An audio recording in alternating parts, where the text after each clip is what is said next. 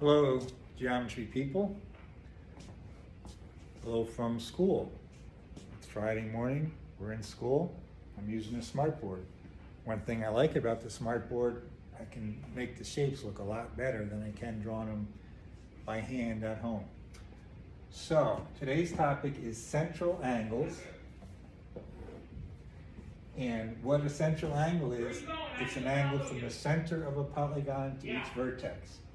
So there's the center, and here would be one central angle. Here's another central angle, and there's the third central angle. So an equilateral triangle with three sides has three central angles. Now, we know all the way around a circle is 360 degrees, right? So if we take 360 degrees and divide by 3, we know each of those central angles is 120 degrees. Right here is 120, this is 120, and this is 120. And we can find out a lot more than that, because it turns out those three triangles that get formed by the central angles are isosceles triangles. So if we do 180 divided by, 180 minus 120, we get 60. And then we divide that by 2. This angle here is 30 and 30. Same thing here. We can get all these angles. And we have three isosceles triangles. And one other thing, just to show you that this is all making sense to us, we already knew in an equilateral triangle each vertex was 60, right? 180 divided by 3 is 60. Well, what's 30 and 30? 60. So that's what we're going to do with a bunch of different shapes. Just find the measure of the central angles. Here we have 1, 2, 3, 4, 5 sides. That's a pentagon. That is actually a regular pentagon because all of the sides and angles are equal. Well, this is a central angle right there, and because it's 5 sides, there's 5 central angles. 360 divided by 5 is 72. So that angle right there is 72. And of course we can find all the other angles in that triangle since it is isosceles. If I do 180 minus 72, I get 108, and then if I divide 108 by 2, I get 54. So this angle is 54, and that angle is 54. All of them are the same. What I meant by that is all 5 of these triangles are the same, have the same degrees in each of the angles.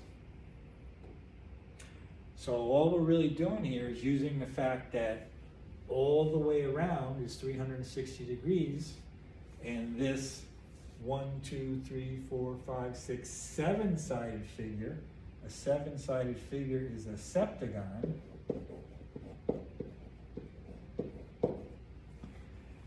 All those 7 angles are equal, and if we do 360 divided by 7, well, this one doesn't come out equal. Even, I meant to say. So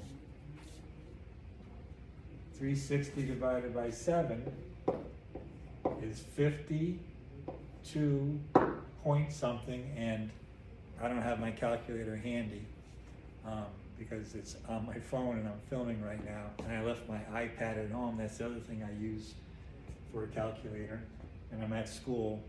So anyways, 51, sorry.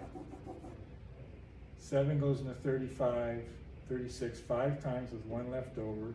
So it's 51 4/7. That's what each angle measures.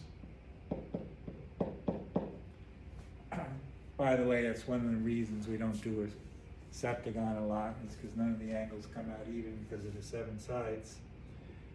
Let's just do one more. Hexagon. Well, maybe a couple more. I forgot how many I Hexagon 6 sides.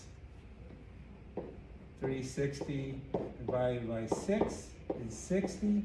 Each of these central angles is 60.